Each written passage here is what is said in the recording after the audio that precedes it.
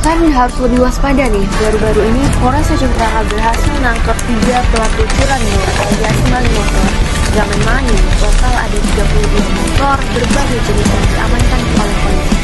Jadi gini, 2 dari pelakunya masih di bawah umur. Proses hukumnya tetap jalan, cuma pakai aturan berkaitan. Tapi ya ancamannya tetap berat, bisa lebih dari 5 tahun penjara. Kata Kasat Reskrim. Pengungkapan kasus ini hasil penyelidikan intens hampir sebulan dan sekarang polisi juga masih cari kemungkinan ada temannya yang lain ikut terlibat. Menariknya, salah satu tersangka ini ternyata pernah juga kena kasus maling motor sebelumnya. Jadi ini bukan pertama kalinya dia beraksi. Polres rencananya bakal ngumumin daftar lengkap motor yang berhasil diamankan. Buat rekan yang motornya hilang, bisa langsung datang ke Mapolres Aceh Utara. Bawa bukti kepemilikan biar dicek. Tenang aja, ngambil motornya gratis, nggak perlu dipungut biaya apa-apa.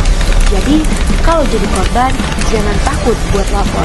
Siapa tahu motormu ketemu juga.